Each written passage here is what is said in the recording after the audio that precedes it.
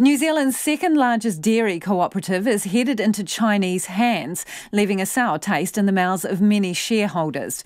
West Coast dairy farmers have overwhelmingly voted to sell the 150-year-old Westland Milk products to Yearly. After years of low payouts and mounting debt, the board recommended they accept the $588 million offer, which is subject to approval from the Overseas Investment Office. Now, Westland Milk chairman Pete Morrison spoke to our reporter Maya Burry in Greymouth this afternoon after that vote. 94% of farmers voted in favour of this. They're fully 100% behind it. But they also felt that they had no other option going forward. Well, they didn't. Absolutely, they need a competitive milk payout. That's what we all need as farmers. We want to own our farms and we want to own our cows, and they needed that, and that's what they've got. And that was Pete Morrison. Now, Graeme Neylon, who refers to himself as a long-suffering shareholder of Westland Milk, voted against the sale and joins us now on the phone. Hi, Graeme. Why did you vote no?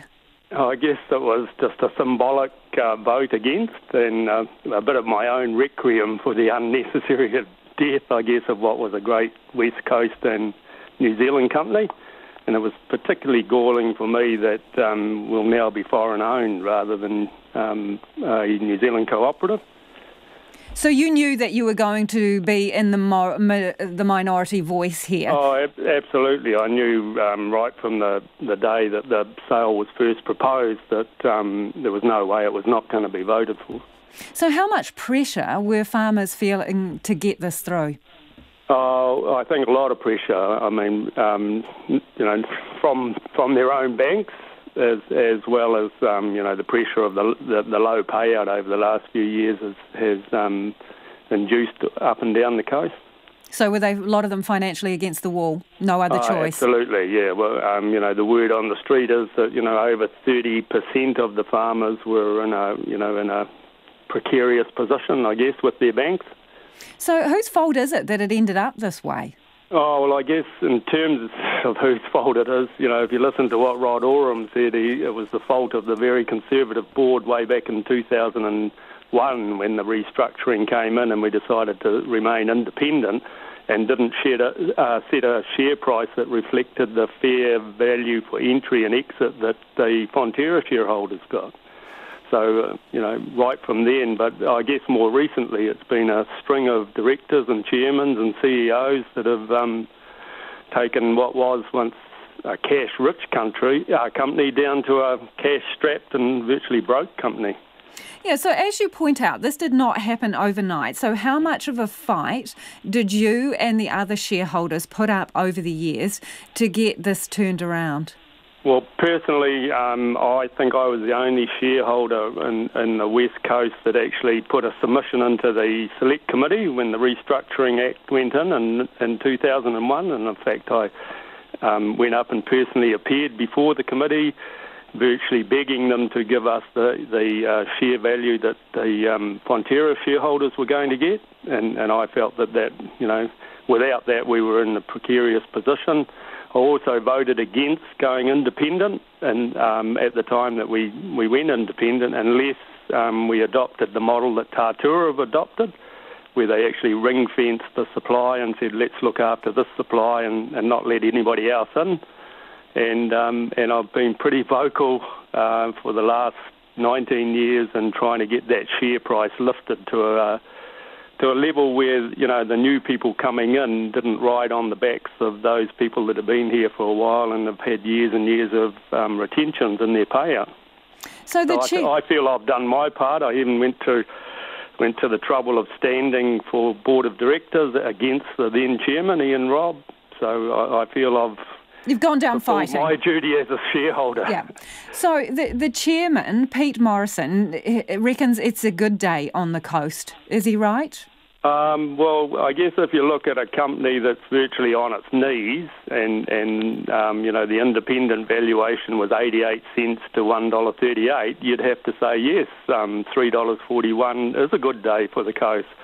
But I guess when you look deeper into it and how we got from a company, when this idea was first floated, the directors were talking about a value of somewhere between $6 and $7 a share.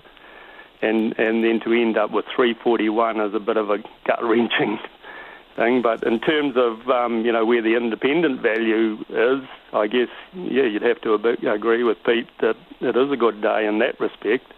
But you can only spend the money once, yeah? And on average, farmers I think the estimate is that you'll get $500,000 on average each. It sounds like a lot of money, but how far is that going to go? Well, for some people who are heavily indebted, that's going to go, quite far in terms of restoring some equity in their property, I guess, if they repay that debt. Certainly the banks that they bank with will be, feeling a lot easier if that money is put in and the debt reduction takes place.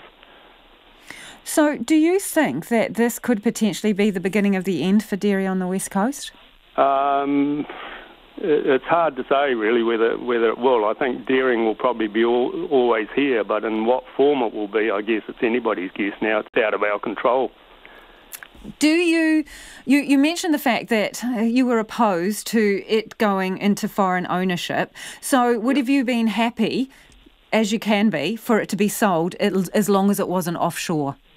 I would have been happier. Obviously, I'm not happy that it's been sold because, we've had all of those years of retention where we've invested in plant so that one day we would reap the rewards of those investments, and now that reward's going to go to an independent owner who they've paid a price for coming in. I don't think that it's a fair reflection of the investment that farmers have put in over the last 20 years.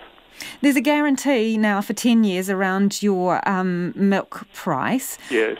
Are you convinced that these new owners are going to do right by you? Well, I guess, they said that they will, but I guess my concern is that it's based on the farm gate milk price for Fonterra. Yep.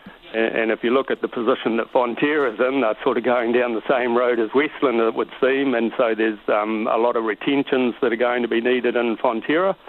So I guess in real terms, Yili will be taking money from us in terms of retention because all they have to do is match the Fonterra price, which is going to drop anyway. The farm milk gate price is going to drop because of the retentions that are required.